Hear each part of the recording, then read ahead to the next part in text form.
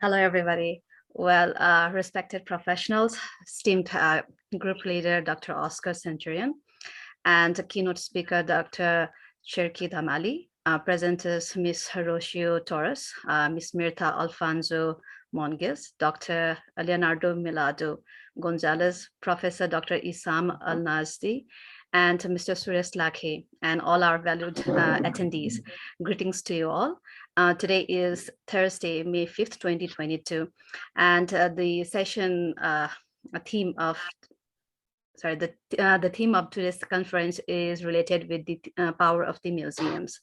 On behalf of ICOM Paraguay and ICOM Family Forum, it is an honor to welcome you all to the International Virtual Conference on Museums, Ivcom.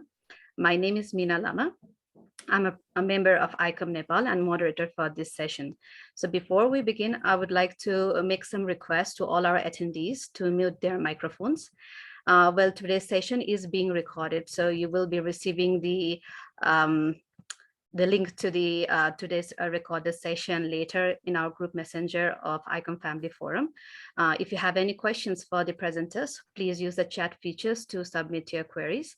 And also, due to the time limitations, we won't be taking any questions in person. However, if the session is completed within the time frame, then we will schedule the one-on-one question session too. Well, all the presenters will have a total of 20 minutes for their presentation. Well, with this brief request, I would like to invite our honorable keynote speaker of today's session, Dr. Cherki Damali from Morocco. He's the current Vice President of ICOM Arab, and today he will be sharing a presentation regarding the power of the museum. Well, without further delay, let us welcome Dr. Damali. Welcome, sir. Thank you. Please give me the authorization to share my screen. Sure, sir. Please. Yes. I think that you see it. Yes. That's good. Okay. Thank you for ICOM Family Forum for the kind invitation, and I am very pleased to be with you today to speak about this important subject, which is related to the International Museum Day theme for this year, the power of museums. So I will try to give a presentation about how our museum can have a social power, and how our items can have this kind of power through our exhibitions and activities. So let's start with a good example. For me, it's a good example. It's the transfer of the mummy of Ramses II from Egypt to France for a conservation work in the Musée de l'Homme in Paris. So when the museums leave when the mummy leaves the museum in Cairo, it was a museum item. But during her journey to Paris, it had a social and political power. The proof is that the mummy had a special military salute from the French Republican Guards. So here we have a transition from an item, a simple item inside the museum, to an item with a social and political power. So I think, in my opinion, this is a good example of the social power of our collections. So also, last year in 2021 and 2020, we had many events in museum, and the museums were in the heart of these events and social changes. I have two examples to mention here. The first one is the lesson learned from the Black Lives Matter in the United States. So here I will show you that museums should listen to the needs of the community. Otherwise, they will be neglected by the community. So you all know the George Floyd murder by a policeman in the United States. It was in the United States, but these events became widely recognized in the world. And we have here an example in the United Kingdom, in which the statute of the slave merchant Edward Colston, it was removed from a public space. And instead of this statute, we have a statute of a protester, which was made in the same place. What means that? This means that the community can change our museum speech. So if we consider this public place like an open air museum, so you can see now that the community changes the museum speech by changing even the collections. But the museum can play a social role by taking a calming approach, what I call a calming approach. So the museum can be a tool to temporize this kind of events. And we have an example of the Mshed Museum in Bristol, who took this statute and put it inside the museum, but not like this, but like this, so as to play this calming approach, as I said. The second example is the statute of Ferdinand de Lesseps. He was the director of the Suez Canal project in Egypt, in Port Said. So the canal projects for Egyptians, it was not a very a human project, because many workers died during this project. So after the revolution of Egypt in 1956, the statute was taken off and removed from its place in Port Said. But once again, we have the calming approach of a museum, the Museum of Canal Suez in Egypt. Take the statutes. For example, it was a long time inside a garden in Port Said city, but the decision was taken that the statutes can be inside a museum, and the Canal Suez Museum take this calming approach. So now I'm going to tell you some case that can help in have a social power in our museums. So some case, I will start with the first one. It's provoke your potential visitors. So museum now don't need to give informations, because we can find informations everywhere. So to have a social power of your museums, first key is try to provoke your visitors and not to give them more and more information. So social power. The second thing, in my opinion, in 5 years or 10 years, we will have the end of museum instilling and teaching role. This role of this museum will be ended, because, as I told you, information are available everywhere. So museums who still like students, this role will end in few years. Also, as a digital immigrants, I think that the majority of the museum director today are digital immigrants. So we have to should mind the digital gap in the future, all digital natives. So if we have this kind of recognition of this digital gap, we can serve our society better, because we mind this digital gap which exists between museum managers, the majority of museum managers as a digital immigrants, and the museum visitors as a digital natives. So as you can see, young generations, they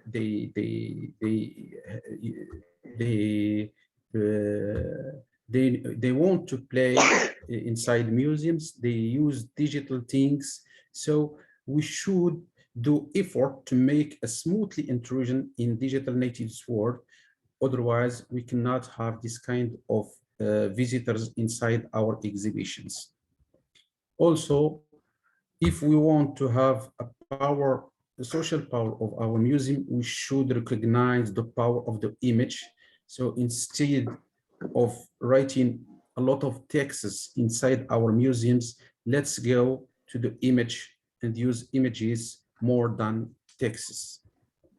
Also, we should also market our museum events differently, because museums nowadays, they are not the only institution that attracts visitors, but we have many other institutions like theaters, cinemas, etc. So there is a concurrence between museum and other institution of distraction.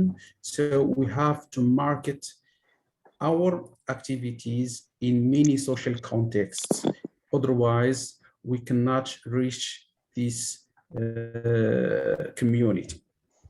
Also, for our museum to be more social, we have to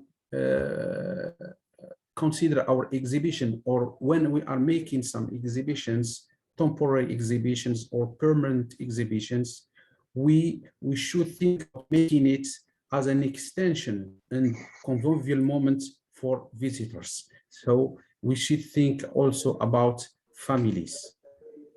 And also, museums should encourage creativity inside the museum. For example, the museums can have or can offer can be a headquarter for some associations, cultural associations in the city. You can offer them a room when they can meet, and they can suggest for you many activities. So museums more and more should encourage this kind of initiative. And also, before I end, please think about your local community, because the majority of museums, they ignore the local community. And as you can see in the COVID-19 pandemic situation, foreign visitors were not capable of visiting our museums. So the local community were the only person who can visit the museum during this pandemic. So as a recognition to this local community, we should include them in the museum projects. If we want to organize an exhibition or a temporary exhibition, or we want to make an extension of the museum, please try to get in touch with your local community, because when you will face some challenges, for example, fire or military events or something like that, the nearest people who can help you is the local community. So please think about your local community. And also, I think this is the end, be conscious of the social power of your museum. If you are conscious about that, you can react accordingly to that. And this picture is a very important picture for me. For example, this is the Rijksmuseum in Netherlands. There is a lady who had a cancer, and before that she want to visit a museum. So the museum market about this visit and make it as a social role of this museum. And we want this kind of museum inside our societies, so as to play 100% our social role. And at the end, please think that museums are for everyone, and we should not neglect any community inside our society. So as a conclusion, I think that the role of the functions of museums has in next century, it will be a social implication. Without social implication of our museums inside the society, we cannot have more visitors. So I think that social implication, it will be the next role of our museum in the future. Thank you for your attention. Thank you very much, Dr. Cherkid Hamali, for your insightful presentation. Now, let me invite our honorable group and session leader, Dr. Oscar Centurion. He is the current president of National Committee of ICOM Paraguay, and he will be giving us more insightful presentation related with today's theme. Dr. Oscar?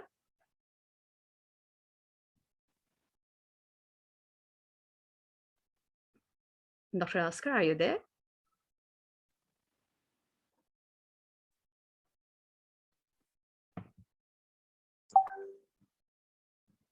Yes, here. Sorry, we have a lot of background disturbance.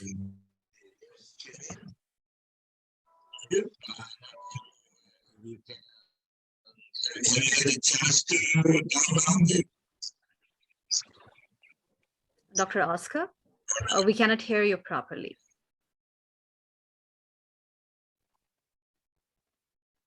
So,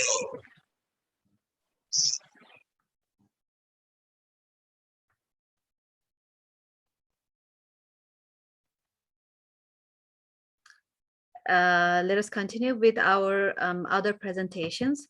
Let me invite our, sorry. Dr. Oscar, are you with us? yes. There are certain, some sort of background disturbances. We cannot hear you properly. So why don't you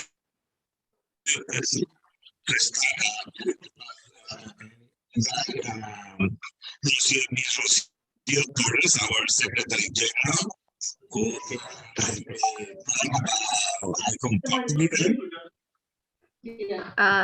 Dr. Oscar, would you like your technician to help with the sound system? Till then, we will go through the other presentations.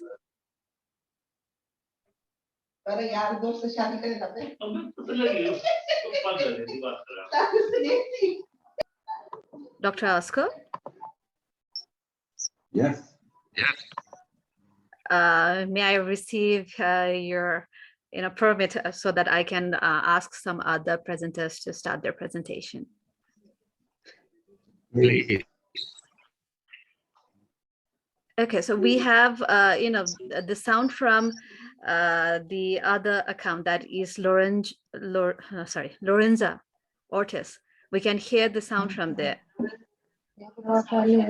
Yeah, there's a clear sound from there.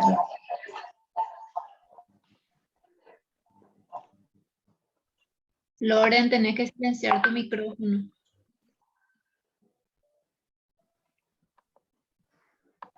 Mina, please, can you mute all the mics? Yes. All presenter and on.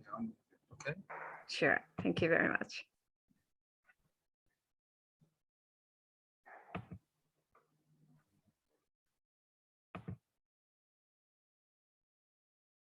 Dr. Oscar, are you with us? We're here.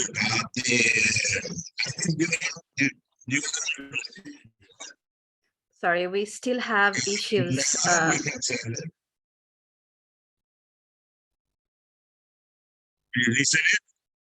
Yes, but the sound is not very clear. It's very, very low. I think Dr. Oscar opened two windows. He have to close one of them. I think. Okay. All right. Dr. Oscar, could you please close one of the windows? Okay. You are signed in with 2 accounts right now. Now it's clear. Still, we are having issues. Mina, maybe you can, I don't know, kick the other account out or something. The one he's not using. I think you as a host, you have that that power. No, ese ya estaba cargado así nomás. Esta mañana. Temprano. Dr. Oscar.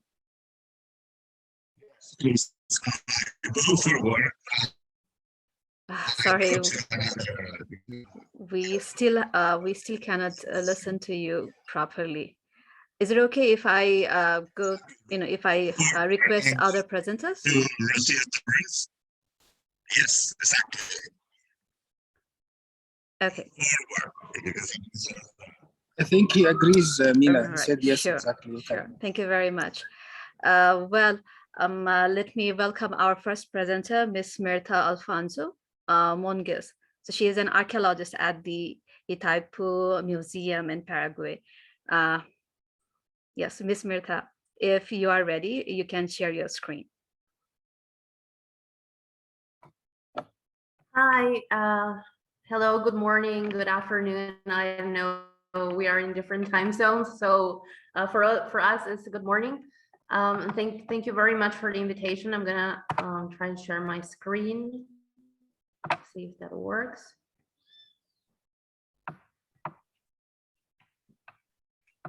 Okay. Can you see it? Yes. Ah, great. Okay, so I work for the Itaipu Museum in Paraguay, and I am an archaeologist. And so I want to talk today about a subject that I had already presented here in some conferences, and it's a very current social topic right now. And because we are talking about the power of museums, I want to delve a little bit into how museums can help achieve more participation of certain sectors that are not always well represented or misrepresented in museums. And that's why I want to talk about female representation, both how women and how the whole female universe is represented nowadays in Paraguayan museums, and also how we as female researchers and as women in science or women working in museums are currently participating in the Paraguayan museological scene. First of all, we need to know how are currently women being represented in Paraguayan museums. So, and that depends a lot on which period, which time period we are talking about. It is very common to talk in Paraguay a lot about the Triple Alliance War, which happened between 1864 and 1870. So there, the female representation, it's all about of women as heroines, as caregivers, as rebuilders of the nation, because the war killed, during the war, most of the male population was killed. So women were left in charge of the economic rebuilding of nation in a certain way. So, and also as faithful companions, normally women that are not specifically represented in museums, but are talked about in history and in general culture in Paraguay, they're always associated in a certain way to a male figure. So that is the way that museums also take the subjects and present it to the public. We have to say that we do not have many exhibitions that that are currently like permanent exhibitions in museums that are currently working on highlighting female roles. I will show you during my presentation a couple of temporary exhibitions that handle the subject. So it's this whole presentation, it's more about, it's not just like giving you information, it's more like helping us reflect on how we are doing this nowadays. and what needs to change in the future in order to have a more accurate and a more respectful representation. One of the most important objects, I would say, that is related to female participation, specifically during the war, is a Golden Book. This is a book that its case, it's made out of gold, like the name says. And this is one of several other books, like very thick and very big books, that, and these books are the names of women that during the war who manifested a desire to donate their jewels and their valuables in order to fund the war efforts later. So this is one of those books that has all these names in it. And it's a very important history of its time. People believe that the book, in this book, are the names of the female that actually donated the jewels later, and it's not like that. The book is actually collects the name of women who said that they wanted to donate the jewels. The actual number of women who actually made donations and the amount of donations they made, it's actually much smaller. So that's also one of the things that, and there was a whole conference a couple of years ago about the universe that this book represents for Paraguayan female history, which was very interesting. So we see here several pictures of the book, and this is here on the right bottom corner, we see a small representation of how of all the women, how this book was delivered to the then president, the Marshal Francisco Solano Lopez. This is another temporary exhibition at the Independence House Museum, or Museo Casa de la Independencia, which is one of the most important national museums. And this temporary exhibition was called Paraguay Imaginada, or in English, Imagine Paraguayan Woman, and was curated by the former director of this museum, historian Ana Barreto Balinotti. And it is about how the Paraguayan woman is represented throughout history. So there is always in art specific, especially, it's very stylized representation of how women look, but there were also, and there are also nowadays, indigenous women, Afro descendant women, and so the exhibition was about that, like seeing how objects associated with women are represented normally in museums, and bringing that back into the house. This is another exhibition, and this one was curated by me and my colleague at the Itaipu Museum, Ana Burro, and it's called Aubita, which means literally in the Guarani language, which is one of the official languages in Paraguay, means loom, textile loom.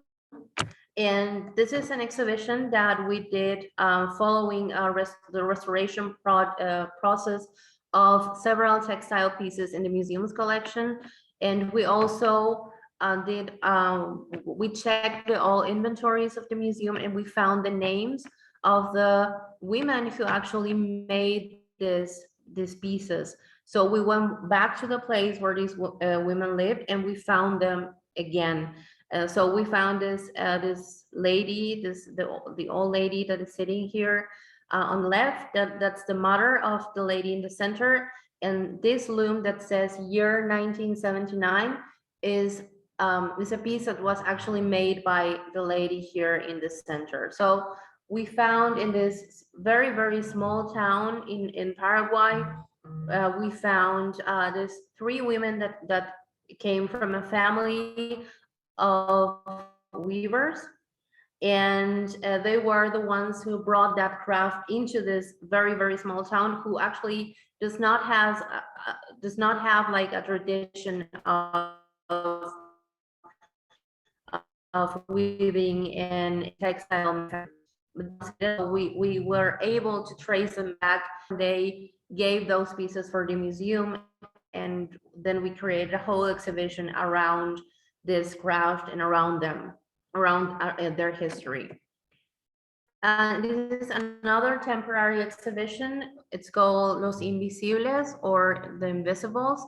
Again, at the Independence House Museum, and again curated by Ana Barreto. Ana Barreto is a historian who works with the subject of female representation in history and female history. So she has done a lot of great work in this matter, especially during her time as director of this museum. So this is actually an exhibition about Afro descendants, about slavery in Paraguay during the colonial times. And what she did is, she and her team, what they did was look into the archives of the owners, of the original owners of the house back in the 17th century and 18th century. And they found that the owners of the house, like the family that lived there, had a lot of slaves. So they tried to bring those slaves somehow back to life, and in a way that it wasn't like an artistic representation. You could see people in costume, you could see people doing like everyday chores, and to trying to visualize these people that are normally not visualized in the museum, in the day-to-day work of the museum, especially the women that were part of the household, like enslaved women that were serving at this house. And a most recent one, it's called The Sacred Mother. And it was also a temporary exhibition at the Sacred Art Museum, and was curated by Luis Latasa, a Paraguayan museologist. And this exhibition is about the representation of the female figure in art, and in the mother of the heroic mother, as a devoted mother, as the representation of the Virgin in Christianity, and how females are represented in general in different periods and through different topics in art and currently. So then when I was researching a bit about female representations in museum, I also wanted to know how is the population of museum workers? How many of them are female? How many of them are male or dissidents? So we have, like, now in our context, we have a reality that most museum workers are women, are female. If you see all the relevant cultural initiatives that involve museums nowadays, especially the Noche de los Museos, or Museums Night, and the Association of Museologists and Museum Workers, they both have women as presidents, and they are both, most of them, conformed by women. So that's a reality in our museums, that right now the people working in museums are mostly female. So like I showed, a few of the temporary exhibitions in the last couple of years have showcased female roles and female participation, and mostly beyond those traditional roles that I spoke of at the beginning, like caregiver and heroine, like showing other ways and other types of women in museums currently. And nevertheless, if we look at permanent exhibitions, and the permanent exhibitions in our museums currently, so little has changed, and somehow the way women are represented hasn't changed a lot. And also objects that are normally associated with crafts or chores or household chores that are in museums are not specifically showcased or showed as made or used by women. So there hasn't been a lot of change, despite the fact that most curators and museum workers are female now. So that's an interesting topic to research and to look into and see why that is, and why are we stopping there? Like, why are we like somehow reviewing our presentations and our exhibitions and incorporating those new informations that we have. And I would like to finish with this phrase by Ana Barreto, which is the woman I was spoken about before. And she said this in an interview: it is very important, it's very important for the past to be seen in perspective with the needs we have nowadays. If we ask ourselves, why do we earn less than men? Why don't we have access to senior positions in businesses or in government? Then the answer must be in the past. How did we get to this point? To avoid seeing everything in terms of heroism or abnegated mothers or absolutely loyal women. So she means there is more to see than just the traditional roles that we are presented every day. There are women who made history in other ways, and those women should be also represented in culture and especially in our museums. Thank you very much. Well, thank you very much for your presentation. Yes, Ms. Mirtha, thank you very much. Could you please unshare the screen? Thank you very much.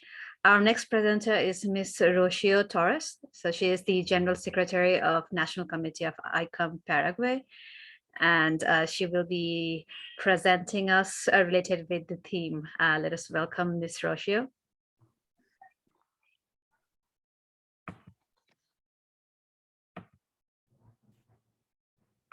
Hi, everyone. Please give me a minute. I'm trying to connect my presentation.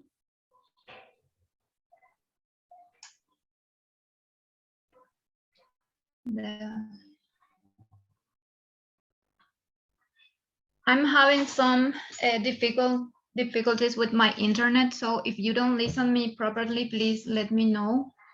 Sure. I want to share with you the programs and the networks that we have in Paraguay that works for museums trying to strengthen their work. Okay.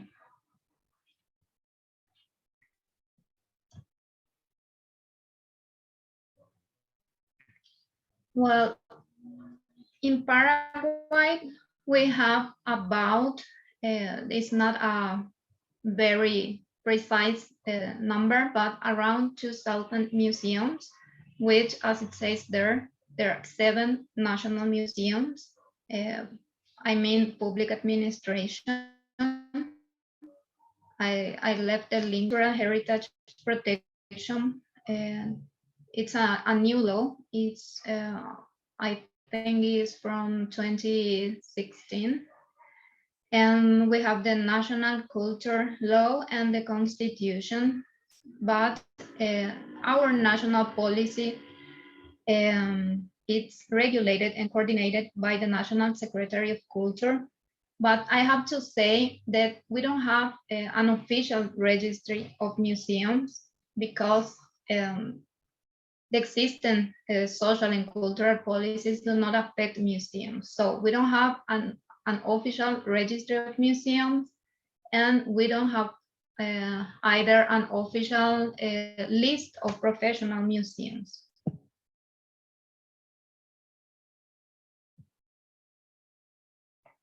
But we do have 3 associations that works with museums. We have the Museum Night Association, the Paraguayan Association of Museologists and Museum Workers, and of course the ICOM. I let you the links also in the presentation. You can check it later. And I'm going to talk about first about the museum night association with this that is a non-political that it has non-political affiliation and it's a non-profit association. They, as it says there, they seek to be a cultural and public service that has the purpose of promoting, enjoying, and educating through a cultural asset of a visual, figurative, and or plastic nature. The museum then becomes a place of sensory convergence where we express, where the expression of development of a nation are summarized and manifested. So there are two activities that this association have in the year.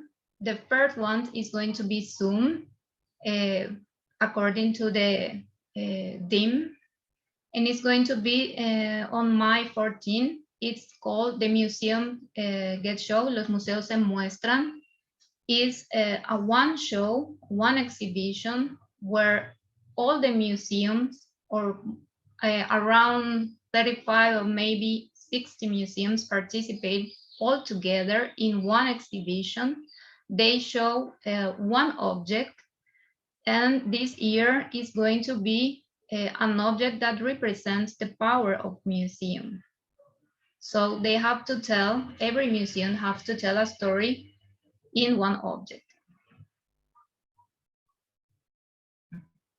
The second activity of this museum, of this association, is the museum night.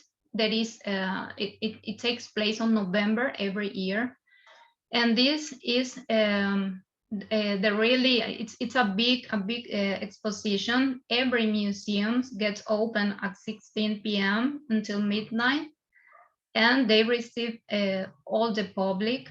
As you can see there, it's a national activity. All the museums in the capital and in the rest of the country are in this exhibition. And one of the things the association gives to the public is a free transportation from start to end. To the public can assist to all of the museums as much as possible on that period of time.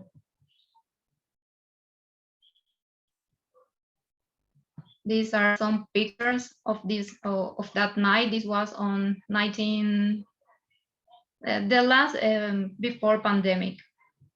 There were a lot of people. This was in the capital. That's one of the buses that makes a circuit around the museums, taking the public. As you can see, there's a lot of public. The next association I want to present is the Paraguayan Association of Museologists and Museum Workers. It's also a non-profit association and without political affiliation. And one of the objectives of the association is to debate about museology and also to promote the professionalization of the museum workers. I must say here that we don't have a career of museology in the country. So the museologists we have studied in Argentina and other countries. But this association promotes this professionalization through workshops and about 2 years without diplomado en museología. And also through the Paraguayan Congress of Museology. There's this year is going to be the 5th Congress, and every year one of the objectives of this Congress is also to integrate all the workers, but also have one museum being a host of the Congress. I left you there the list. The Sacred Art Museum was the first in 2018. The Jewish Museum the next year, the Mythological Museum, the Guarani Land Museum, which is where Mirta works. And this year is going to be in the National Museum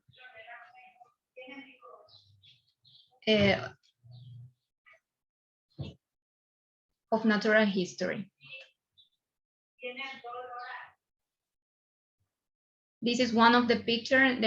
The biggest picture is from the first Congress, and the others are the second and the third. We have a lot of public there. And also the association have some work, scientific and advisory team, volunteer team, museological research, continuous training team, coordination team, project management, communication, and regional representativity.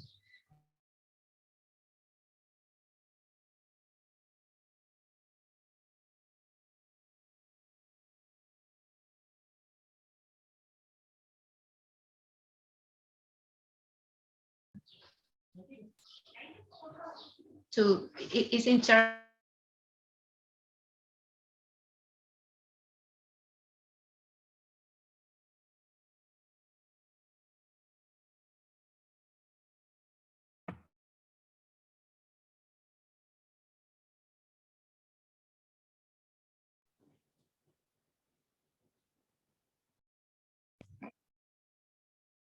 I'm sorry, I get disconnected. Can you hear me? Yes, yes. Please continue. I'm going to share my screen again. Sure. Yes.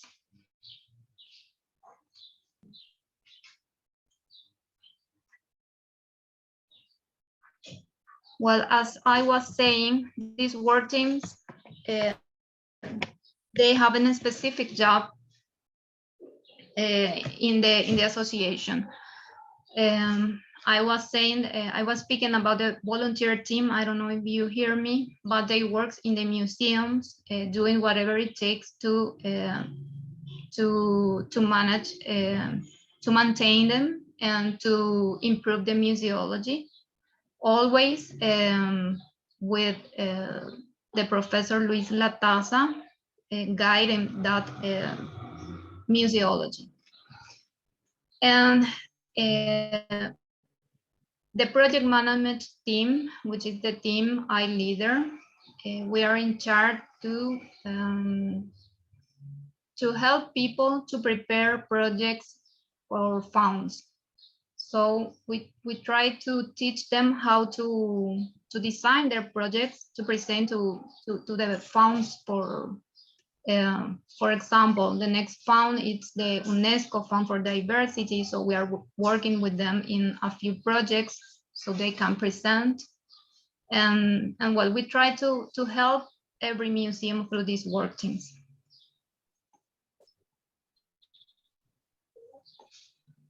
This is, for example, some cleaning and maintain work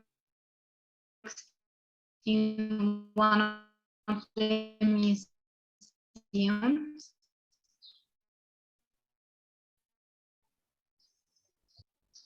And this one of the workshops we did last year about project. Well, as you can see, we are a small committee here in Paraguay, but we are in a growth stage, strongly tied with international committees that contribute their expertise to train our national museums. ICOM members actively participate in these two associations, either by leading work teams or participating in debates during the monthly meetings. And the National Committee is currently working, so we are working into a project to develop a directory of museum. That is one of the the priorities right now. Have an official directory of museums. We have Goranga Orhan last month here in Asunción presenting the book of her committee.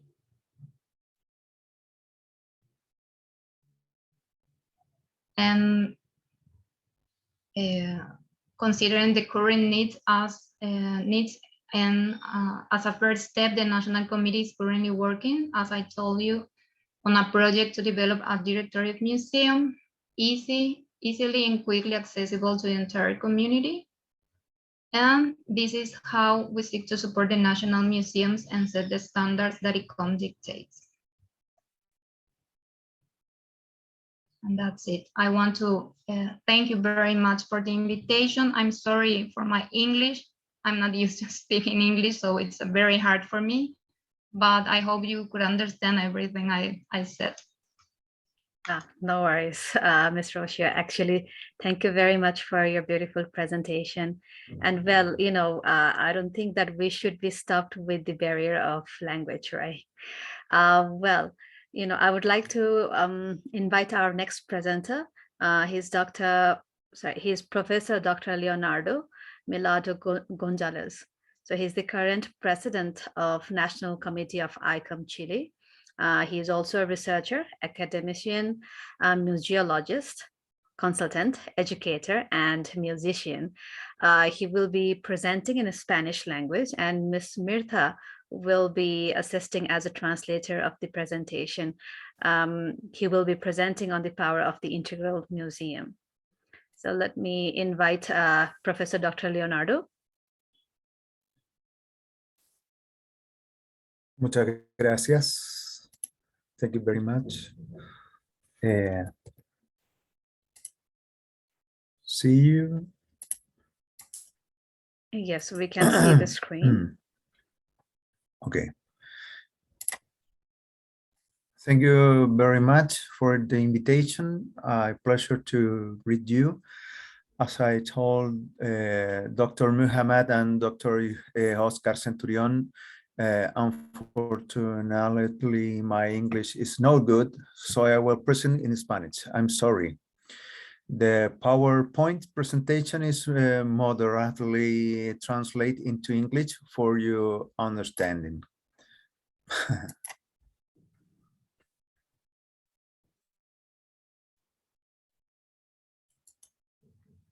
El poder de los museos, el Museo Integral, es el motivo de esta presentación y conmemoración que se relaciona con la conmemoración de los 50 años de la Mesa Redonda de Santiago de Chile, organizada en mayo de 1972 y que tenemos el orgullo de celebrar también este año.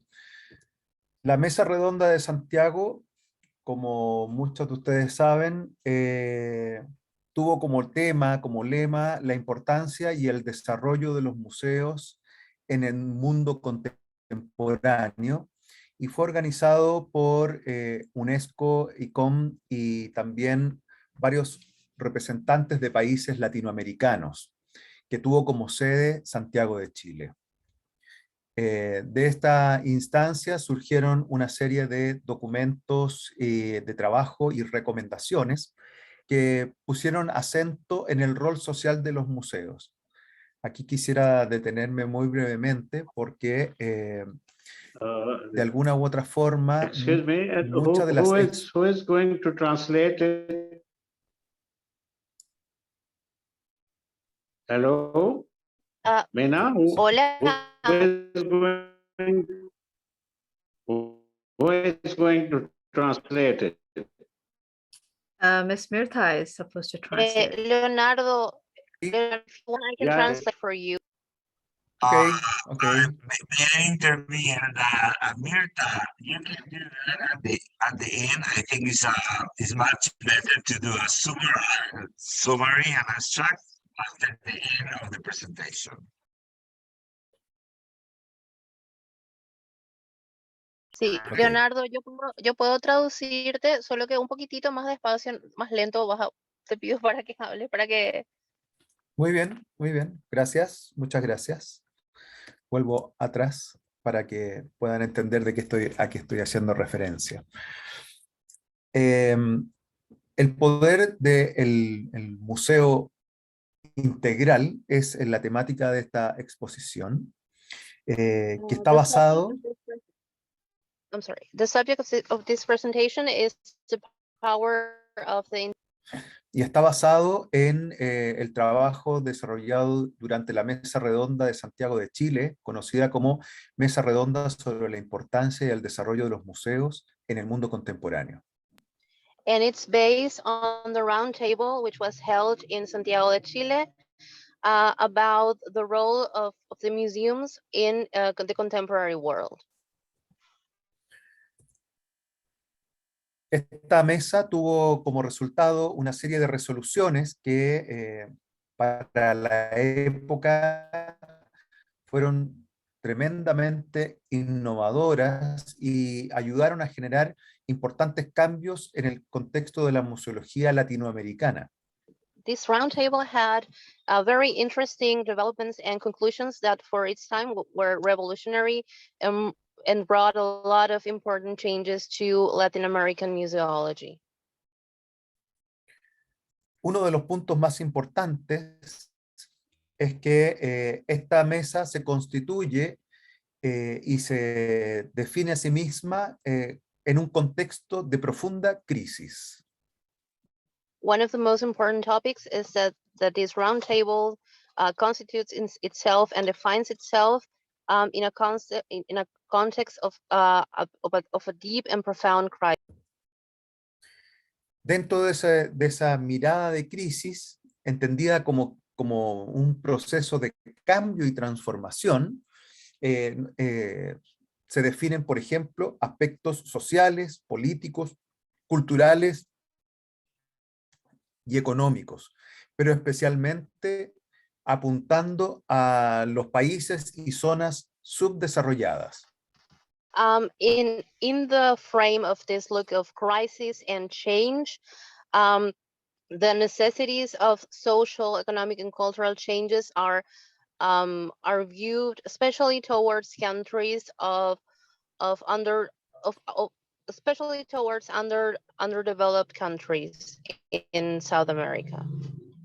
Yes, en Sudamérica y en América Latina en general, desde México hacia el sur, incluyendo también el Caribe. South America and Latin America in general, including...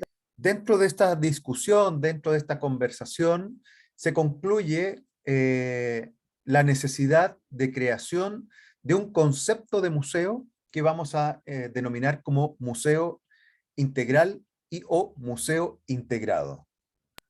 This discussion brings the need of creating a new concept of museums that we are going to name integral museum or integrated. Sorry, Mina, the presentation is still fixed on the first slide. Can you please play the presentation so we can follow also the slides? Thank you. Excuse me, just to what Mirta says, that what he refers, Leonardo refers to the power of a comprehensive museum. That is the translation. Comprehensive is the translation of integral in Spanish. Thank you. All right. Dr. Leonardo, could you please change the slides? Yeah. If it's not changing, then I can help you, to share the screen. ¿No se ve? ¿No se...? No, sí, por favor, puedes cambiar la diapositiva porque se quedó... Now the slides are moving. ¿Ahí sí? Sí, ahora se Yes. Ahí sí. Ok, lo voy a dejar en esa modalidad de presentación porque si no, al tratar de ampliarlo parece que se desconfigura algo. ¿Puede ser? He's gonna leave it so because it does not work when he tries to use like the whole presentation. Sure. Like with the full screen. Mm-hmm. Gracias. Muchas gracias, Mirta. Bueno, en ese entonces el Museo Integral fue definido, tal como se puede apreciar en esta lámina, como una institución al servicio de la sociedad, de la cual es parte inalienable y tiene en su esencia misma los elementos que le permiten participar en la formación de la conciencia de las comunidades a las cuales sirve, y a través de la conciencia puede contribuir a llevar a la acción a dichas comunidades, proyectando su actividad en el ámbito histórico que debe rematar en la problemática actual, es decir, aunando el pasado con el presente y comprometiéndose con los cambios estructurales imperantes y provocando otros dentro de la realidad nacional. Esta definición, la verdad es que ayuda a potenciar un elemento que hoy es fundamental, incluso dentro de las, diríamos, discusiones en torno a la nueva definición de museo, que es el rol social del museo para las comunidades y su vinculación y trabajo participativo con las comunidades. The definition that he just read is translated in English, that in the green part of the screen. And he says that this definition of the integral museum, it is very important nowadays when we are talking about the new definition of museums, because it has to do with the social role of museums. Y es por eso que las exposiciones que me antecedieron en esta jornada, ¿no? Tienen mucho sentido en relación con este trabajo y con estas reflexiones llevadas a cabo en 1972. And that's why the presentations that came before me today make a lot of sense and had a lot to do with this concept that was created in, or was thought about in 1972. Muchas de las discusiones que hoy llevamos a cabo, de hecho, en la actual conferencia general que tendremos prontamente, así como también en el encuentro que tuvimos del Consejo Consultivo el día de hoy en el ICOM, demuestran la vigencia e importancia de este enfoque respecto del rol de los museos. A lot of the topics that are going to be discussed about in the upcoming General Conference, and also the discussions that we had at the Advisory Council of ICOM today have a lot to do with this. Uno de esos tópicos, por ejemplo, tiene que ver con lo decolonial o lo descolonial, que ya está presente dentro de estas reflexiones, donde, por ejemplo, se expresa que la mayoría de los problemas que evidencia la sociedad contemporánea están enraizados en situaciones de injusticia y las soluciones son inalcanzables mientras éstas no se corrijan. Y por tanto, los museos están llamados a promover estos cambios y transformaciones. For example, the topic of decolonization, which is a very actual and very talked about topic nowadays in museum, it has all to do with how technology, for example, like the definition here says, has led to an advancement, but most of the problems of our contemporary society are rooted in injustice. And so we have to find solutions that can correct this injustice and this imbalance in a way.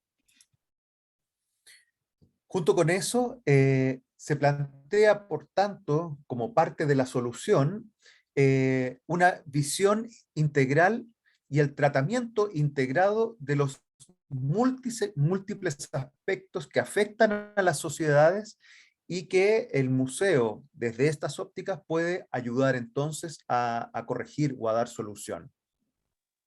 So as a solution for this problematic, there is a road of decisions that the museum can help to solve this problematics, especially when it comes to social issues. Incluso propone una solución en la cual se enfrenta a visiones hegemónicas al interior de las propias naciones. It even proposes solutions and views in front of hegemonic visions that come from the own nations and how this should be handled and interpreted. Por eso es que dice que no corresponde a un grupo de la sociedad, sino la participación amplia y consciente de toda la sociedad en su conjunto. That's why it says that not only should one group participate, but it proposes the participation of society as a whole of every single person that is part of society. Otro de los elementos importantes es la transdisciplinariedad, que muchas veces se pone en discusión en estas instancias de diálogo, reflexión, y que tiene, diríamos, como punto de partida, diríamos, epistemológico, esta instancia del Museo Integral. Another very important point is the transdisciplinarity that requires the assistance of different professionals with different views. And that's a very important part of this integrative.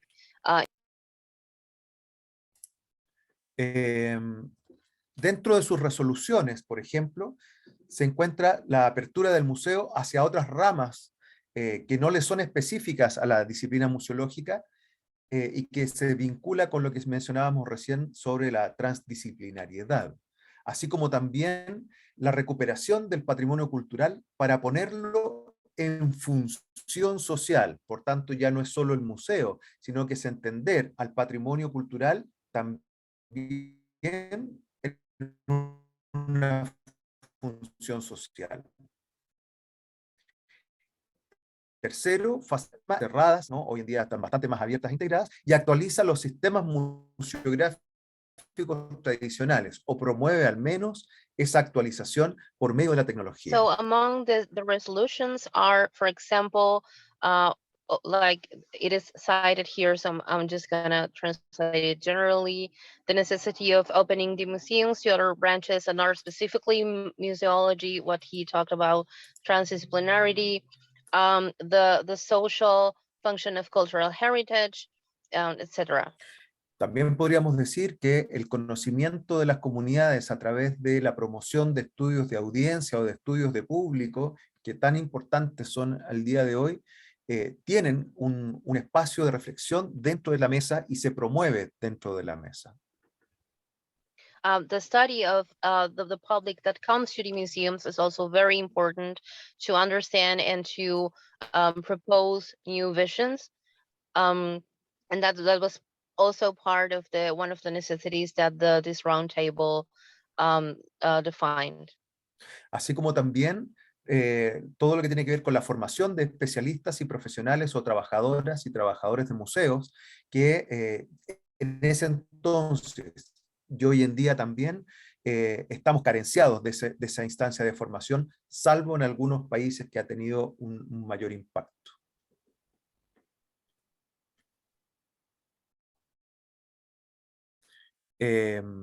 Por otra parte, y en relación con el medio rural, también hay una visión especial de los museos con la implementación y exposición de tecnología para la comunidad y la concientización del público en el planteamiento de alternativas ante problemas relacionados con el medio ambiente, que es el contexto social y ecológico. Algo que posteriormente pasó a ser parte de los programas de la UNESCO, ¿no? Y que tiene que ver también con la sustentabilidad, un concepto que también forma parte hoy de las propuestas de definición de museo. Another part of the resolutions was about how technology can improve the community, especially in rural environments, and how museums can also help the public to raise awareness in the public when it comes to social and environmental problems, which was now also adopted by UNESCO when it comes to cultural heritage. But these were resolutions from the Roundtable in 1972. So Hay otros antecedentes también, como la reunión en Grenoble, en Francia, pero en 1971, y que sumado a la mesa del 72, ayudaron a potenciar esta mirada sobre el rol social. Y junto con eso, como decíamos, el desarrollo científico y tecnológico a disposición de los museos, y los museos a disposición. La relación con la educación permanente fomenta esta Mesa de Santiago algo que para nosotros hoy en día es imprescindible, que es la función educativa del museo. And not only when it comes to museums as vessels for technology development or supporting technology development, but also this roundtable proposed the necessity to see museums as educational posts, to see museums as places where education can happen and as tools for education. Llama la atención que muchas de estas temáticas que se pusieron sobre la mesa redonda todavía son un problema para muchos museos de pequeña escala y que de hecho debiesen estar absolutamente solucionados. Sin embargo, hoy el tema educativo para los grandes museos a lo mejor no es un problema, pero sí para los pequeños museos, donde las comunidades a veces no cuentan con los medios para favorecer o llegar de mejor forma en el tratamiento de los contenidos. It is important to notice that a lot of the topics that were discussed about in the roundtable are still problematic for some museums nowadays. For example, the subject of education and educational programs, it may be easy to do in bigger museums with more people or more resources, but it is still problematic to create educational programs in small museums because of resources or because they are short-staffed or other difficulties. Como consecuencia de esta mesa, surgen también y se desarrollan diversos enfoques museológicos, entre los que se encuentra la nueva museología, la museología social, la museología crítica, la museología híbrida o la museología mestiza, por ejemplo, con énfasis en espacios comunitarios como los ecomuseos, los propios museos comunitarios, museos escolares, museos de barrio, museos de ciencia y tecnología, son en cierta forma herederos de estas discusiones. As a result of this roundtable, we can also see new museological approaches, like is cited here, like new museology, social museology, critical museology, etc., and the creation of new types of museums, like the eco museums or community museums. Those new types of museums, or these new approaches are a result of the discussions and the reflections of this roundtable. En la actualidad, el museo integrado debiese recoger principios que parecen universales, pero que no son necesariamente integrados en todas partes, y que tienen que ver con la diversidad, esta idea de lo integral, integrador,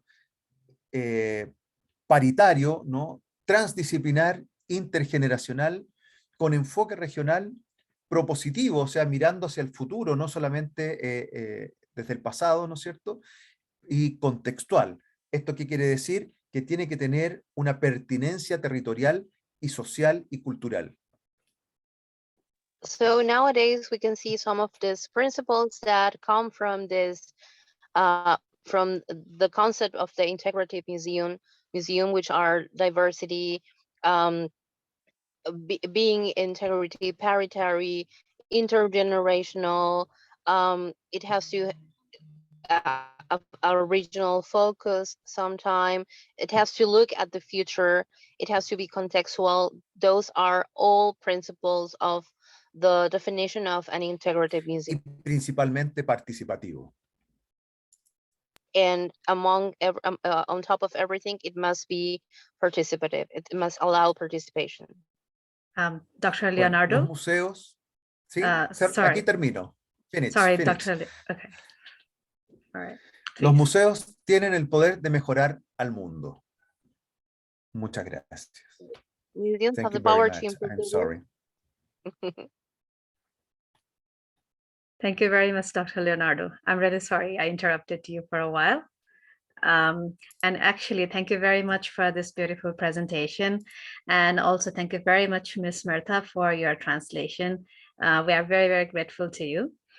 Our next presenter is Professor Dr. Issam Al-Nazdi. So he is the founder and president of Together for Heritage and co-president of Tolerance MCube Dubai. And yes. Tolerance move. Yes. All right. So let me continue with this. Dr. Issam is also a consultant to WHS and museums, and he is the founder and president of SDG initiatives in cultural heritage and museums. Without further delaying, let me invite Dr. Issam for his presentation.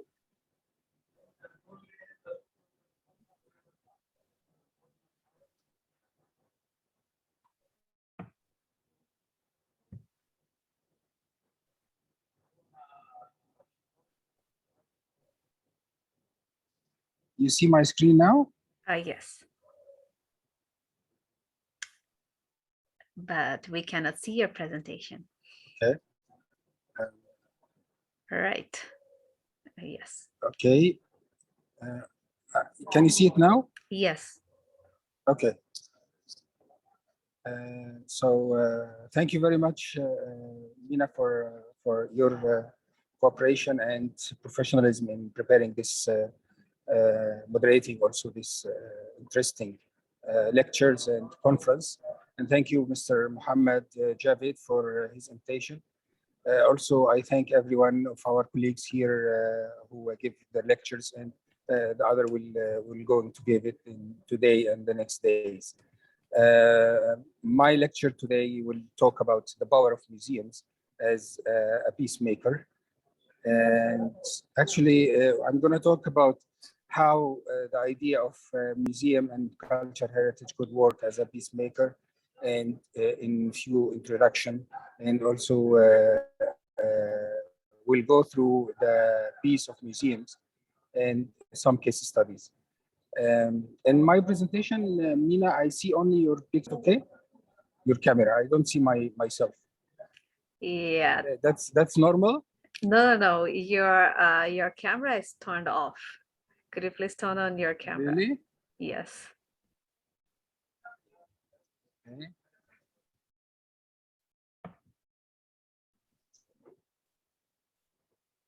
It's yes, we can see you now. It's working. You can see me now? Okay. Yeah.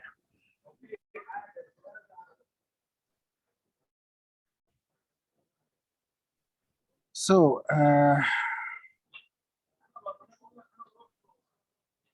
my start actually, this journey, while I was in 1997, I was working in the project of religions complex project, which consists of the suspended church or Mu'allaka church, the oldest church in Egypt and the only kind of the world of its type, and the Coptic Museum, and also Amr ibn al-As Mosque and the Jewish Temple. At that time, I had an interview with a journalist from Britain, and she's preparing a book about peacemaker in the field of cultural heritage. And she was asking me how I am a Muslim and working in the Coptic Museum and a church and also the Jewish temple. So I simply said that, well, we as a conservator or anyone who's working in the field of cultural heritage, we deal with human heritage or cultural heritage in general, just like a doctor dealing with a patient. He doesn't care or doesn't mind if this patient has any religion or different religion than his, or even a different color, different sex, whatever. So we are dealing with the cultural heritage as our heritage. It doesn't matter which religion it is. It doesn't matter which country it is. And with time, actually, this idea developed through my career, and I did this through many other projects in all my career in Egypt, in Saudi Arabia, in the Gulf areas, CCC, the GCC, and also especially in Qatar and now here in Emirates, UAE.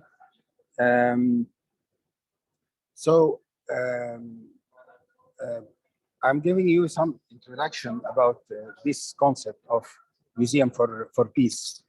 Dr. Roshan Danish from University of British Columbia in Canada, he said that increasing recognition of the essential role of youth in peace building is now beginning to manifest itself in efforts to actualize that role. The future moral, social, and political challenge will be to see whether humanity can mobilize the energy, creativity, and vision of youth to pursue peace as successfully as pursuing war. Today, we are confronting by a difficult political and economic climate. It's very hard to see how museums and cultural heritage, natural heritage organizations might have a role to play in healing and international peace building. Yet, I am presenting this this presentation from the belief that they have.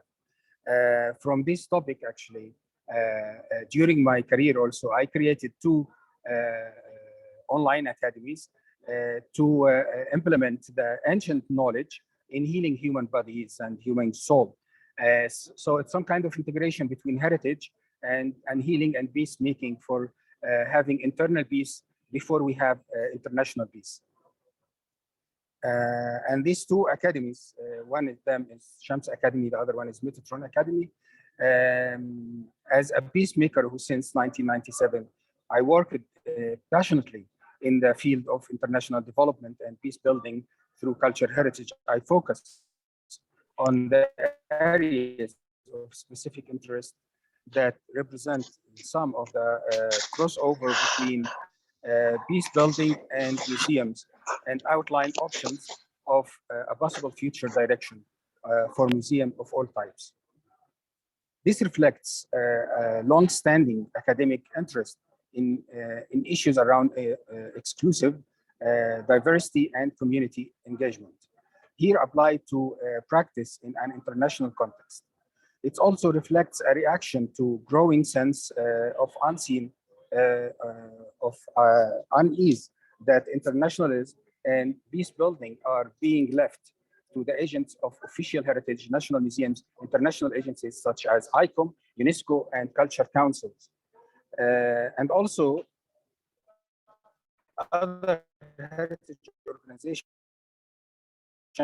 are more focused on their own and emerging opportunities for engagement that could open understanding of question, community, enhance skills in professional practice, and their social role.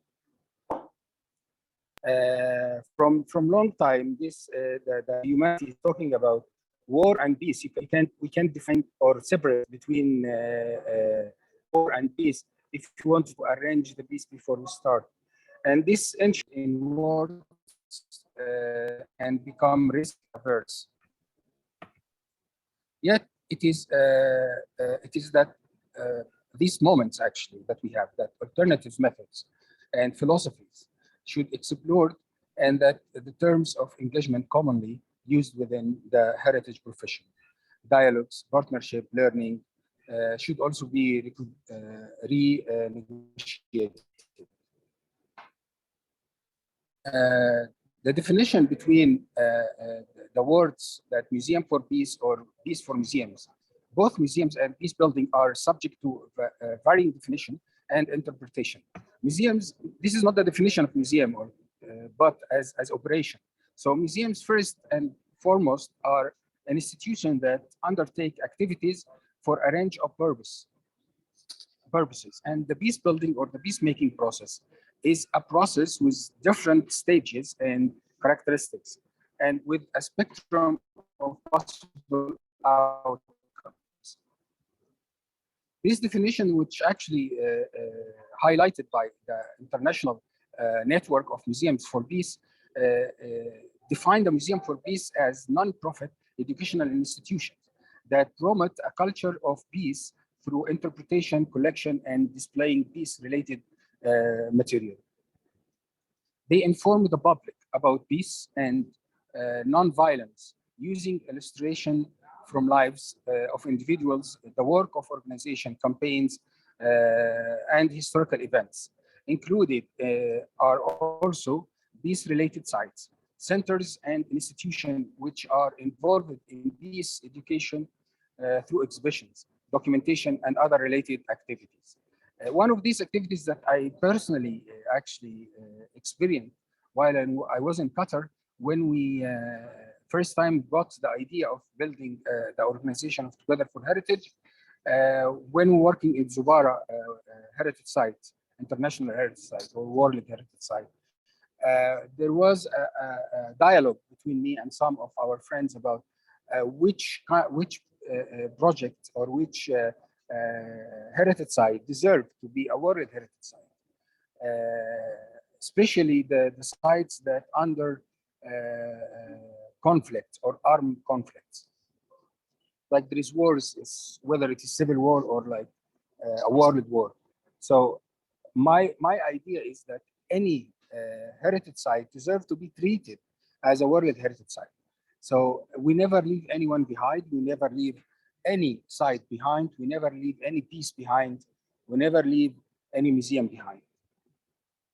In exploring the subject of this lecture, namely the power of museums as a peacemaker in preventing war and promoting remembrance, historical truth, and reconciliation. It is noted that promoting remembrance and presenting historical truth are essential to reconciliation process with the aim to prevent war. However, while there is no indication that these museums in themselves prevent war, like as action of their role, but the role and inherent responsibility of Museum for Peace should not be underestimated in contributing to culture of peace. I will present now some of museums for peace in the whole world. Actually, all this data we collected from the International Network of Peaceful Museum for Peace. In USA, there is 22 museums for peace. In Japan itself, there is 27. The rest of the world has, in general, 123. So total, we have 172 museums for peace. And I believe I will communicate with the network, to the International Network for Museum for Peace, because there's some museums that it's not included in this list. As one of the museums here, I'm going to talk about in the case study in UAE, it's called Crossroads of Civilization Museum. And this museum presents I will explain how it presents itself as a peace museum for peace. So this is the museums in USA. As I said, in USA, it's like 22 museums. And in Costa Rica, there is Peace Museum, only one. In Peru, there is only one. Chile, there is the one of the Park for Peace. And please, if there is more museum from Chile, I am very happy to receive more information so we can update the network. In Uzbekistan, there is International Museum for Peace and Solidarity. It's only one. Palestine is only one. Israel, there is two. In Africa, in Rwanda, we have one. Kenya, there is one museum. Namibia, also one. And Robben Island of Tanzania is only one museum. Of Nigeria, also there is one museum for peace. In Iran, there is one. Australia, there is one.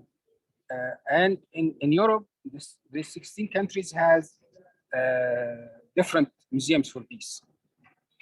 As you see in the maps here, in Norway, there is 4 museums. In Denmark, there is one. In Sweden, there is one. In Netherlands, there is many. Britain and Germany also, there is many museums for peace. In Poland, I will go through this map very quickly because I have more than 100 something slides. I don't want to waste your time, but I will go through it very quickly. As you see,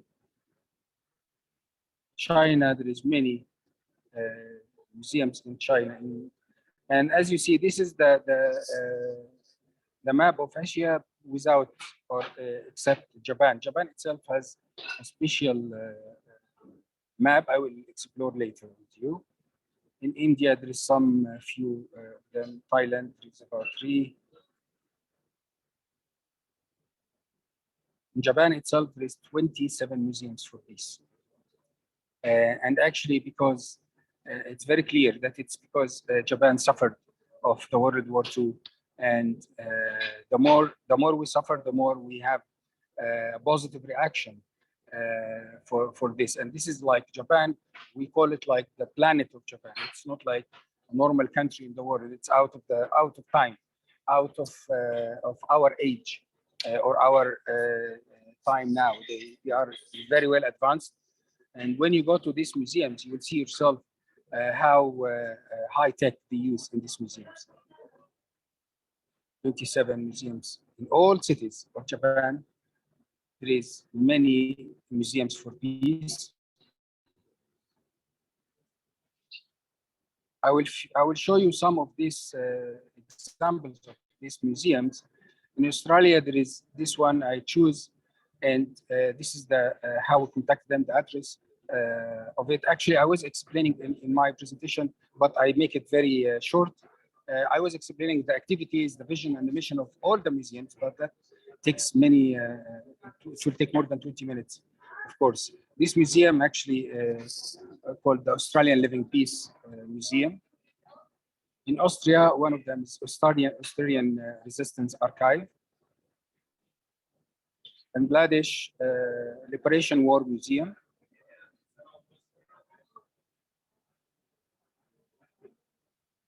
In Belgium, Peace Center in Antwerp.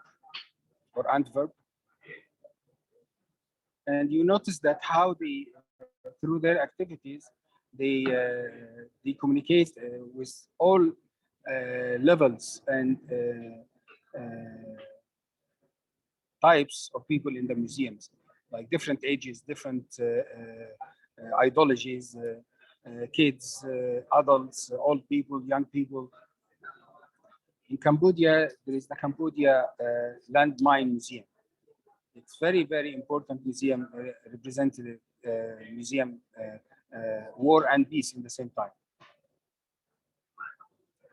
In Canada, there is many, I choose this one, Canadian Centers for Teaching Peace.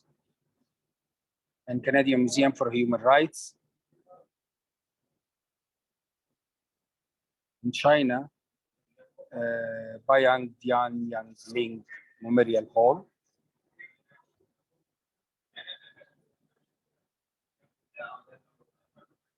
And 9.18 or 918 Historical Museum.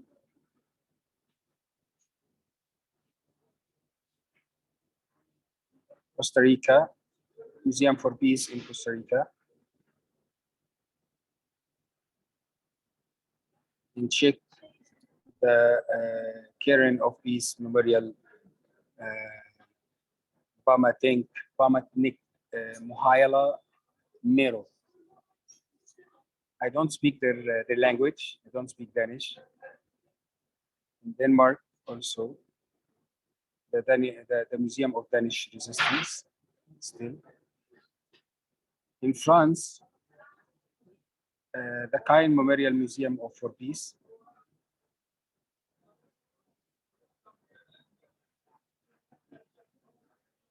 European Peace Museum, also in France. Germany, there is many museums. Actually, I choose this one, Anti-War Museum, Berlin, and the other one I choose the Berlin War Museum. Wall. This, of course, it's documenting everything related to the Berlin Wall. Actually, it has part of the wall itself, this museum. Hungary, House of Terror Museum.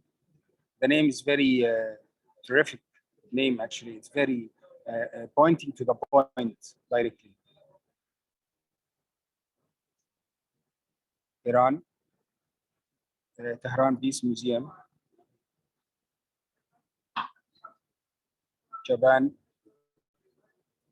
There is, of course, Nagasaki Peace Museum. And there is this anti-war, some pictures from anti-war museum, Berlin. Berlin anti-war museum also today. This is the Hiroshima Peace Memorial Museum. Sculpture of Sadako in the Hiroshima Peace Garden of the Memorial Museum. This is the calligraphy for Japanese Constitution. This is very interesting one. I like it actually. The women peacemakers.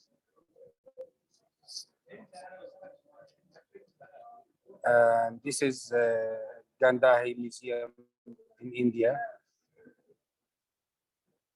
It's from inside.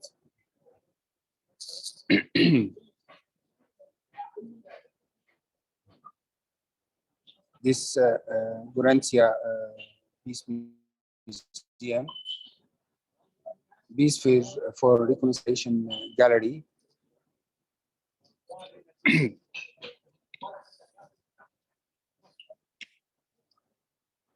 No, my presentation stopped. Are you following my presentation or? Yes, yes, we are following your presentation. Just a second, please.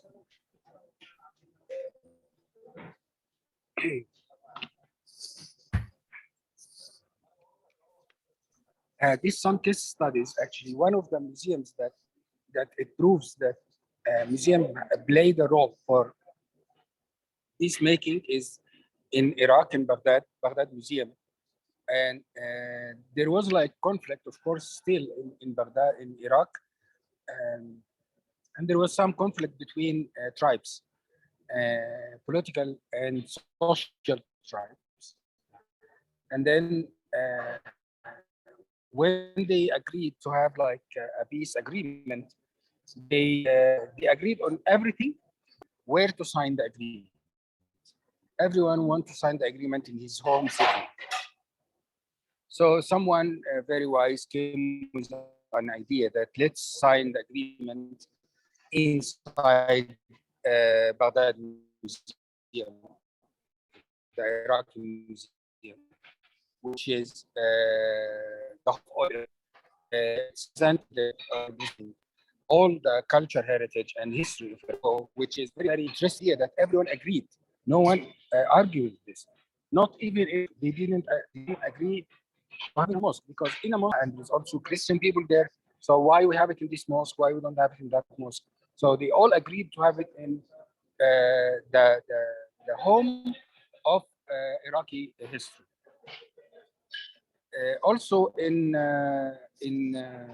Uganda, there is also many conflicts happen, and this case study it has that in each city with or each different, like you see here, different region of conflict. There is community museum host the agreements between conflicted tribes. So the Human Rights Focused Peace Museum in Golo was the home of signing the agreement of peace in Golo. Also, the Museum of Acholi Art and Culture in Kidgon, and the Thor Community Museum in Appel, and the Bukangama Community Museum in Rwenzori region. These 4 museums managed to solve this conflict in this country. This is the natural of conflict, of course, history of this conflict, and how the community museum managed to have this peace building and conflict management. In light of the devastating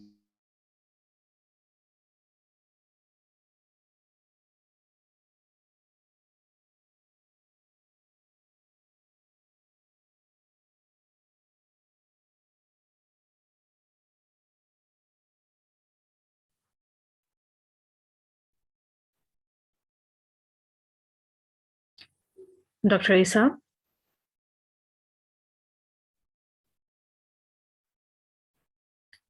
Dr. Isa?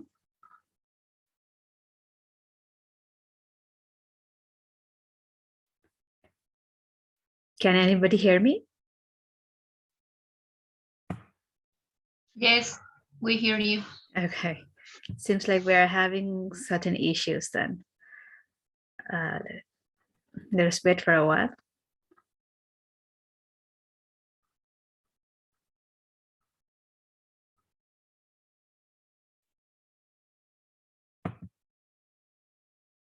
Seems like there are certain issues with Dr. Isam's internet. I'll run his presentation and we can go through the slides quickly.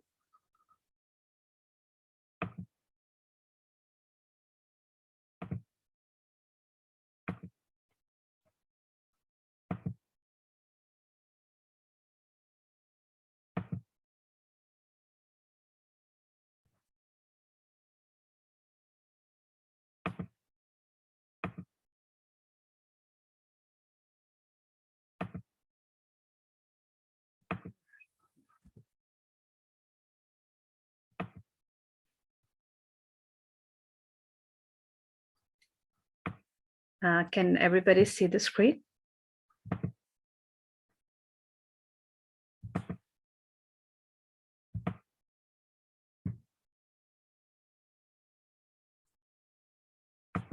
Hello? Yes. Okay, thank you very much for the response. We will move to the end of the slides. Since the presentation is very interesting and it would be really bad that if we miss, the conclusions.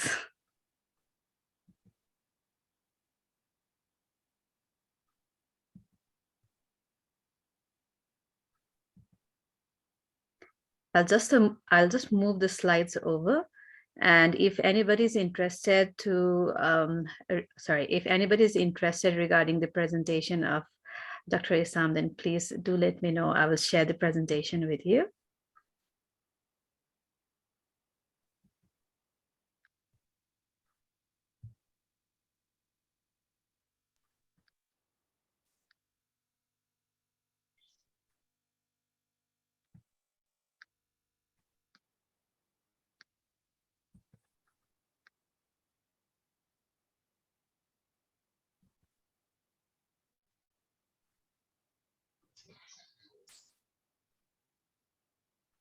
So the conclusion, the power of museums as peacemakers. Museums are the most peaceful, successful, and powerful peacemakers in the world. Really beautiful. Well, thank you very much, everybody, for your patience. Dr. Isam, are you with us?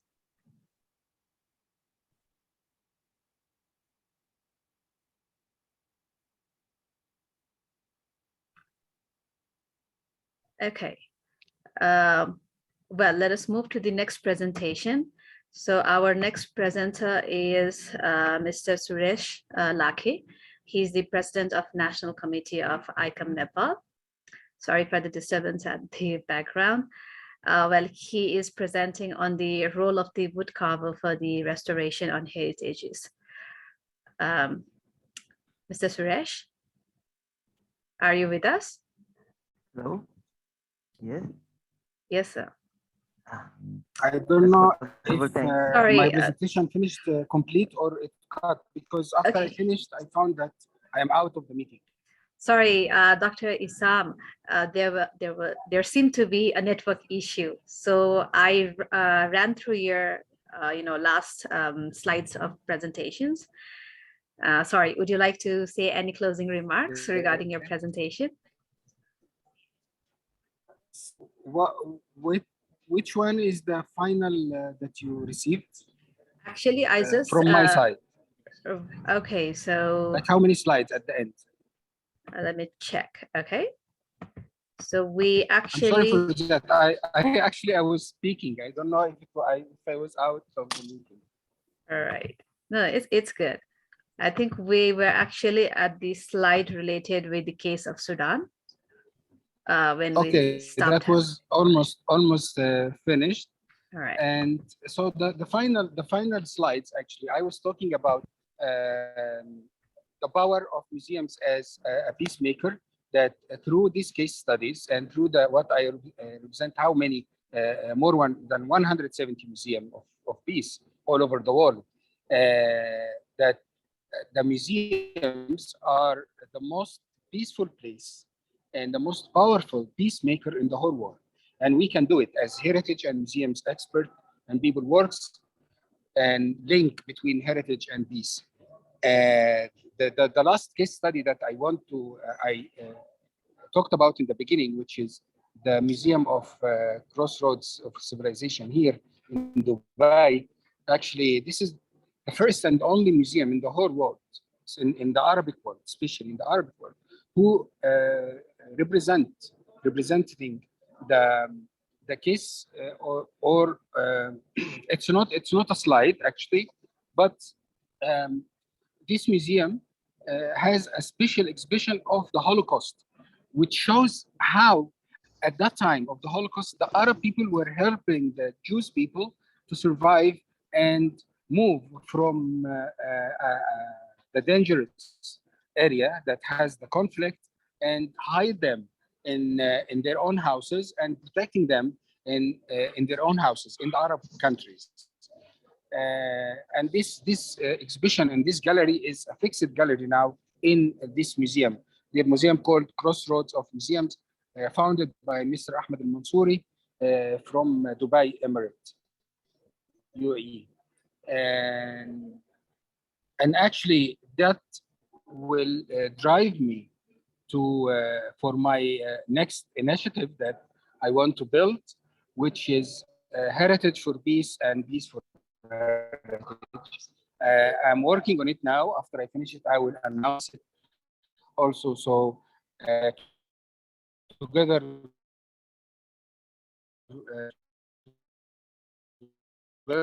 tolerance will build this much for your time and your patience. And I'm sorry for the cut. Thank you, Mina. It's good. Thank you so much for your beautiful presentation and such a beautiful insight. The role of the museum as peacemaker itself. It's really beautiful to know about. Thank you very much. All right. Thank you. Now let me invite our next speaker, Mr. Suresh Lakhi.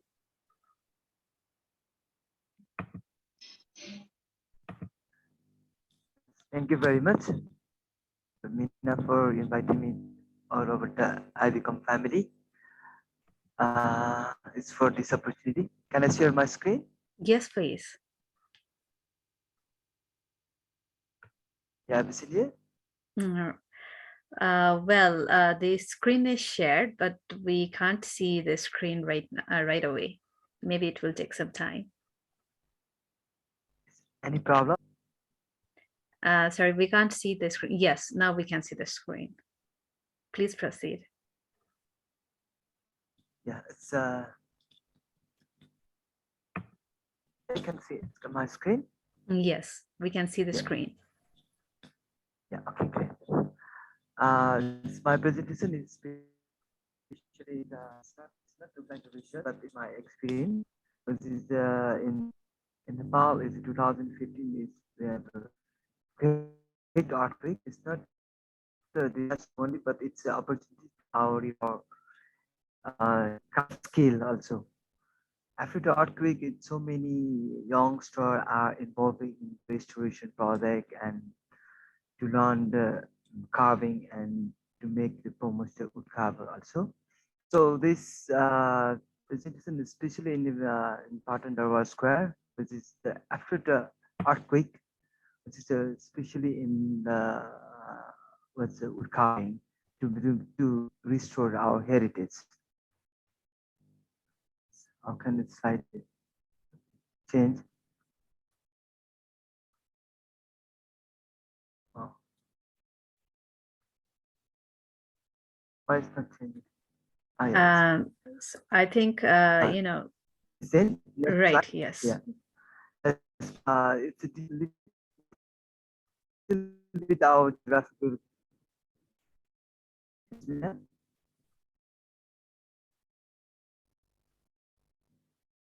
Nina, are you hearing? Yes, please continue.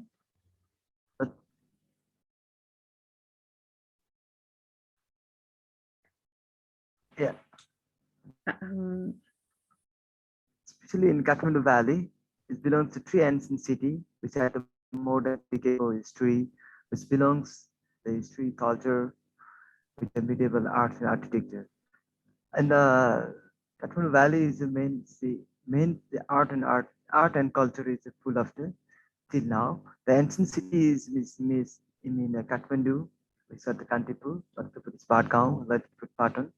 In this three city is in the seven UNESCO culture heritage site within one state.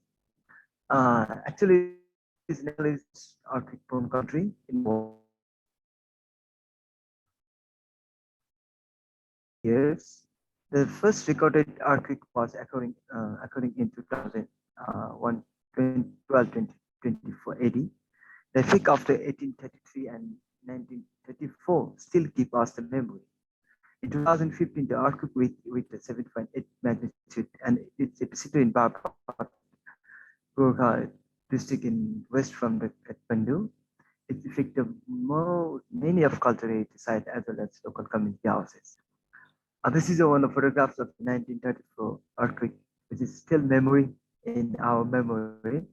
And this is Patandara Square. It's one of the tallest temple. And 2015 also it's a little bit effective, but not collapse. Now this is the restoration. This is one of the memory in the 2015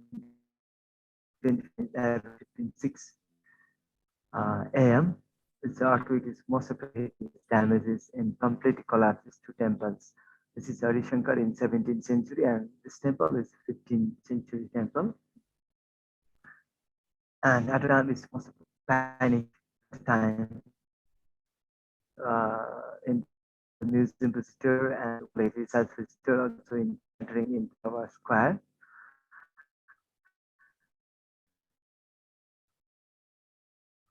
Some begins, and this is a rescue. The earthquake with the most of this rescue item is local community and wood cover is involved for the rescue that is artifacts. And this is a courtyard of the Patan Museum, which is one of the only one safe courtyard at a time during the earthquake. This is some. This is the Kathmandu Valley. It's the Kathmandu, and this is the Patan Square, which the news put here. And this is the first rescue item at a time in the earthquake. It's around 1 p.m. after the earthquake. Around the 1 hour after earthquake, we rescued these objects from Patan Square. According to historical and archaeological records, Nepal has wood carving began from 7th century. And most of our still wood carving and temples which is made by wood and wooden elements in 17th century, but we have a historical record 7th century as wood carving is going on. At the royal palace complex is Patan. In the complete royal palace complex and surrounding the local community here. This 3, 1, 2, and 3 is transferred to museum. All of the complex made in 14th to 18th century. And Patan is a unique city for fine art and traditional arts as well as is the 25th World Cup city. Most place, palace and temple is secured Silpakar, which is a wood carver, it dated between the 12th and 18th century. Kathmandu Valley is divided into three major kingdoms of Kathmandu, Patan, and Bhaktapur. It's known as Kathmandu Valley. Silpakar is responsible for repairing the temples and palaces, building of culture and historical significance monument. Especially Silpikar is joined in the wooden crafts. Silpikar were authentic leading actors of conservation and restoration of Kathmandu Valley's monuments. And after the earthquake, Silpikars are most involved in the youngsters.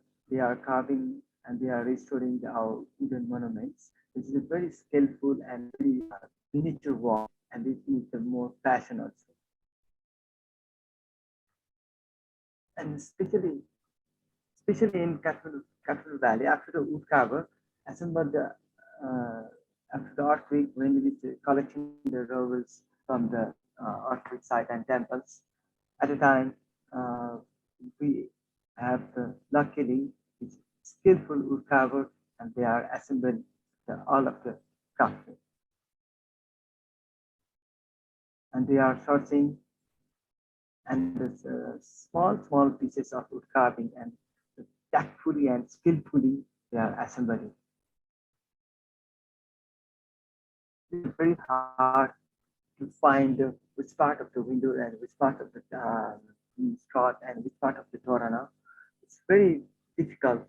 This look like for this we collect and skillful wood carver with this type of the assemble.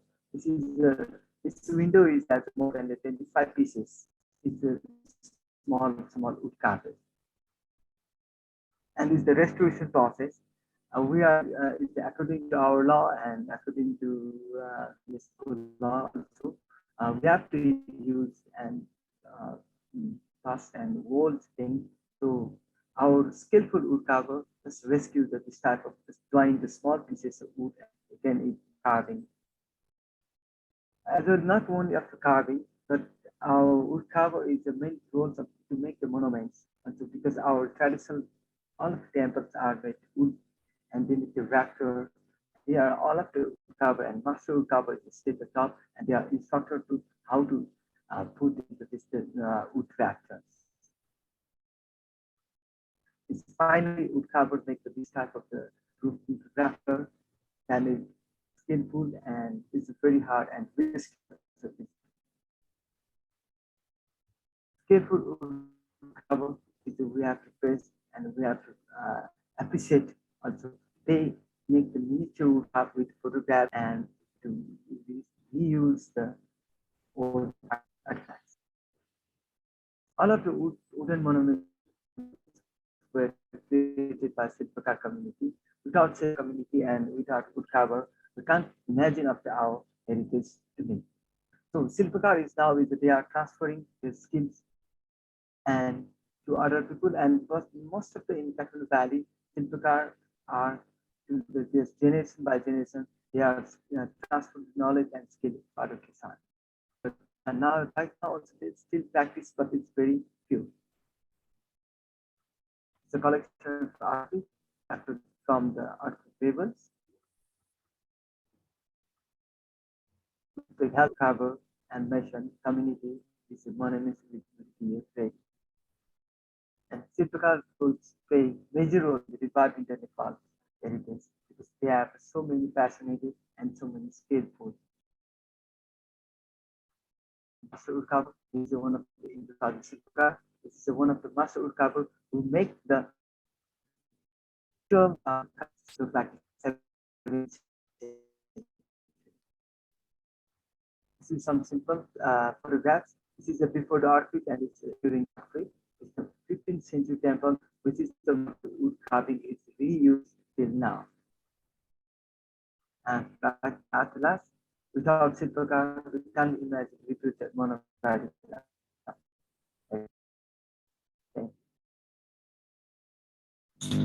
Thank you very much. It's my testimony. Thank you very much, Mr. Suresh. I'll speak. Yes. My internet is very unstable, but maybe the break or not. I'm not sure. All right. Thank you very much for yes, Mr. Suresh, I can hear you. All right. Yes. Okay. So thank you. Thank you very much. Right. Thank you very much, Mr. Suresh, for your beautiful presentation. Well, I would like to, give some insight about regarding the presentation of Mr. Suresh, as his internet was not very stable. So Nepal is actually facing pre-monsoon. Because of that reason, the internet is not very stable in most of the places. In Nepal, we actually don't have any of the human caused disasters, like war and others. We did have civil wars, but then most of our monuments or artifacts were intact. But then Nepal is actually in between Tibetan and then the Indian tectonic plate. So because of these reasons, almost every 82 years, the country actually faces huge earthquake, in a bigger scale, like 7.2 Richter or over 8 Richter scales. So because of that reason, most of the monuments of Nepal, they were actually destroyed, like completely destroyed during the earthquake. And Mr. Suresh was actually highlighting about the the damages which was caused by earthquake, and the way the artisans, the silpakars, helped to restore them back to their former glory. So that was the gist regarding the his presentation. Well, thank you very much to all these speakers for the beautiful presentation. I would like to invite Dr. Oscar, what he thinks about the presentation, and if he would like to give us, his views and perspectives related with today's session.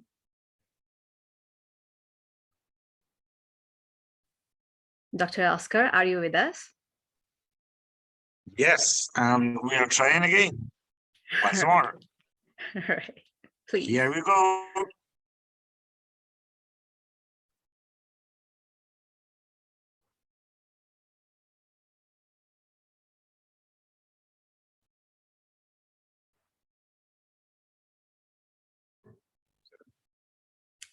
All right.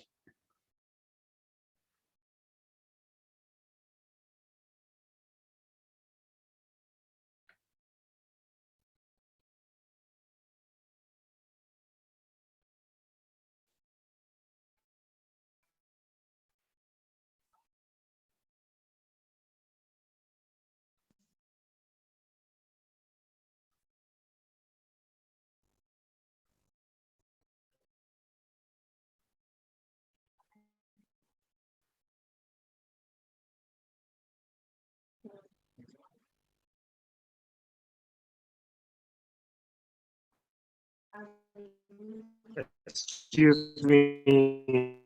Can you listen? Can you hear? Sorry, Dr. Oscar, my internet seems to be slightly unstable. Can you hear me? Yes. Hello?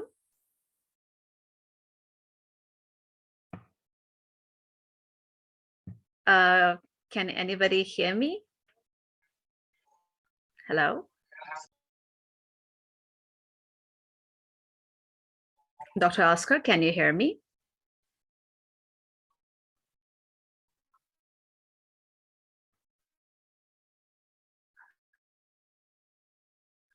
Dr. Oscar, can you hear me? Yes. I directly because you. Well, you. We start playing the video streaming, but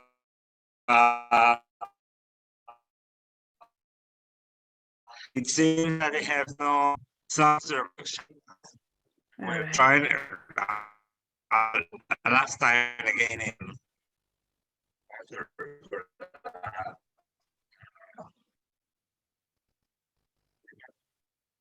Oscar, your video must have a copyright, you see. That's why you are not hearing a sound back. Yeah, well, the thing is, it's for that reason I was proposing to rehearse something half an hour before or something. But anyway, I wanted to to talk about the relation with the environment and with all the which is a coincidence that we have a month of celebration about the relation with culture, heritage, and environment, and very worried at the moment. So I think we can empower museum if the museums can also connect to the environment. And as other colleagues have pointed out today, this morning or this evening, crucial. This is very important to have inclusion, to have diversity, but mainly to the social environment. And social environment at the moment is cycle all the elements that we produce in museums, inside the museum and outside the museum. So I think we can be very positive, can be a reality if we can add or can be leaders in this in this role to help the environment.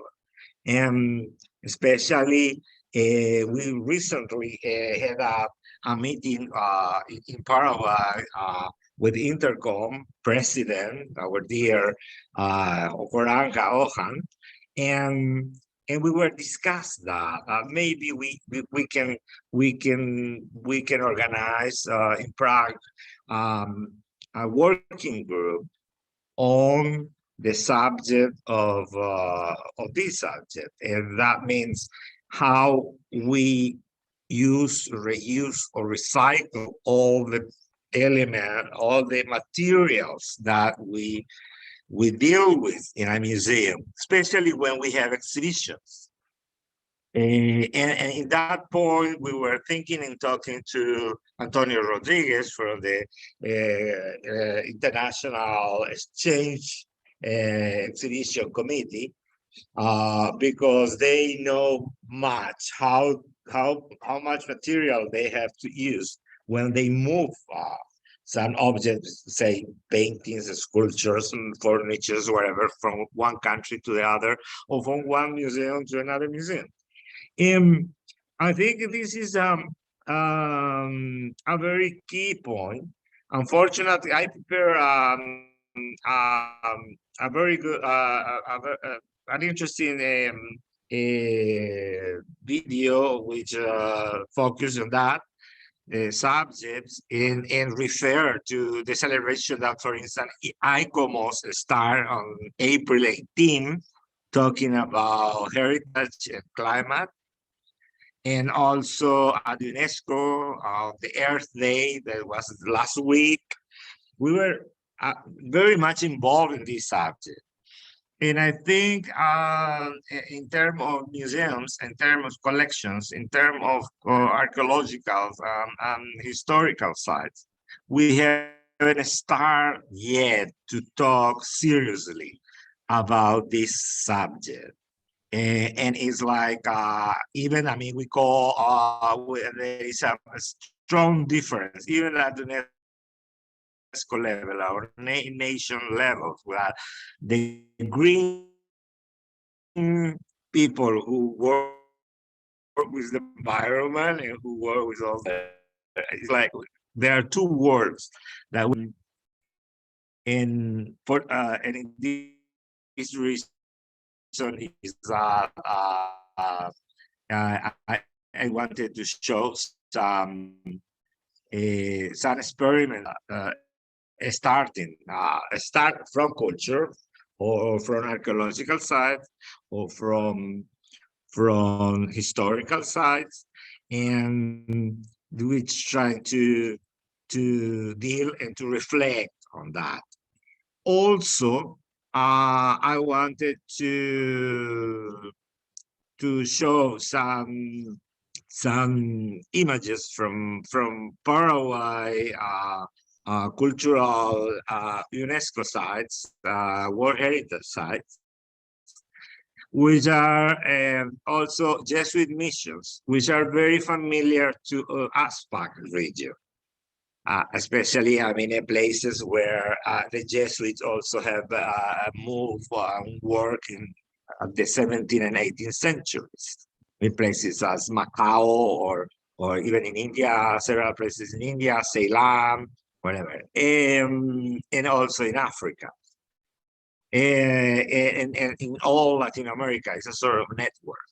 And we start thinking in these places because they are a very big tourist attraction, and also the tourism and the visitors of the archaeological and historical sites, and also to museums. I mean, they bring also stuff and waste that this is another aspect. Unfortunately, we can set up another meeting for doing that and to talk more about it, and perhaps a specialized webinar on waste and waste management, which is the very deep issue. I do appreciate your efforts, and I am very grateful to you, Mina, and to Mohammed, and to all the colleagues who have shared with us today. And I think it's a very good as Leonardo talked about the comprehensive museum today, which is exactly that. I mean, we have a comprehensive meeting, our webinar now, and very thankful again, Anna, for trying to link all these, and especially that all the technical problems that we still have. In a moment that supposedly we should be a specialist after the pandemic, that we were just talking and communicate through technology, but even though we still have that problem. And thank you very much. And I don't know if we can start with the questions and interaction with I'm seeing several friends and colleagues who are sharing with us this webinar. Sure, Dr. Oscar, thank you very much. Well, yes, we would like to open our platform for any questions. I've checked our chat box and I don't see any questions though. So if anybody has a question, please raise your hand and you can ask your question to our speakers.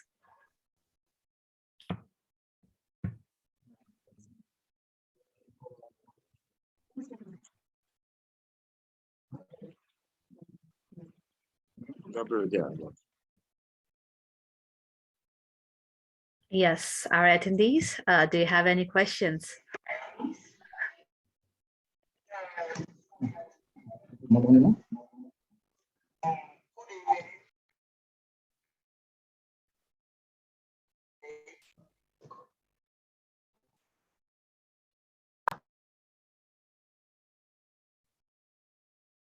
Well, the idea, I have a question actually, Nina, Yes, for the table here, the colleagues here, that we refer also a peace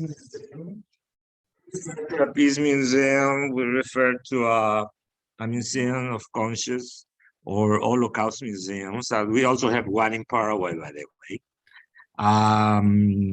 But we have to register yet. We haven't registered yet at international level. But even though, And being now in a crisis, because we are almost in a global war now with the Crimea and Ukraine crisis and war and between Russia and Crimea and all the countries which are involved directly or indirectly in that. And I wonder, when we talk about peace and we talk about how can we add about this? I mean, it's just I don't maybe I don't know who can ask about this or can reflect on this, because it's like it's very difficult this moment, especially the is among several countries which have still diplomatic relations, and also the affect to us as a national committees. How do we have to react, or how do we have to act with especially mainly I'm sure we have what our colleagues from Russia think about this, or our colleagues of Ukraine or other places, but me just right now I just ask to you, Mina, or perhaps you can pass Right. the question to other colleague who Right. can answer that. Well, thank you very much, Dr. Oscar, for the question. This is actually a very, very burning, sort of a burning issue. But then, yes, I think I would like to pass it to Dr. Issam, because he did give us a presentation regarding the museums which were related with the peace. So Dr. Issam, if you are here with us, could you please share us your view? Yes, I had to go out from the place I was sitting in because it's so crowded now. I hope you hear me fine. Actually, I was talking about the Museum of Peace, and I said that one of the most brave museums in the Arab countries, one of the museums that hosts the exhibition, and now it is a permanent exhibition for the Holocaust and the only one in Arab countries, which explain and show how was the Arab and Jewish people lived together in the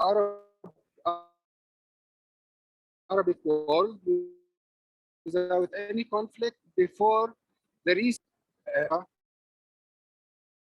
actually was the border. We are not following the politics. We are not following the politicians in preserving our heritage.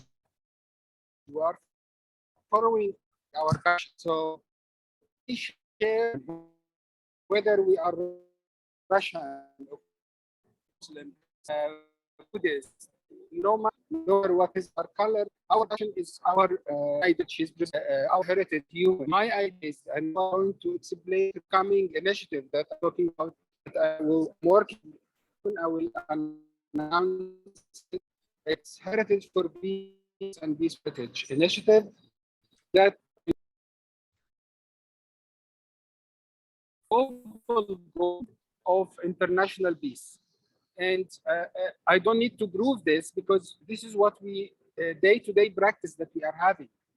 Okay, so I am sure that if we have one colleague from Russia, one colleague from Ukraine, they will sit together on the same place to preserve the heritage under attack. Together, we do it together, and this is doesn't need any proof. So this is my feedback for this question. I hope that I answered your question, Dr. Oscar. Thank you. Thank you very much, Dr. Issam, for this beautiful insight. Mr. Aditya, would you like to add something regarding this question? Well, I would say Museum of Peace is a beautiful concept. And since the issues that has been going on between Russia and Ukraine.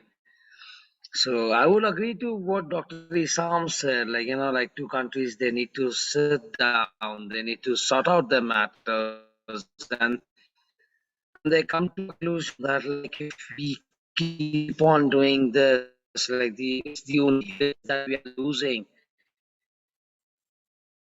And heritage is something which is made of both people and the artifacts and everything that is involved. So instead of war, we really need to have a museum which shows that people from who preached peace or like who gave a lesson of peace to the entire world, like the icons.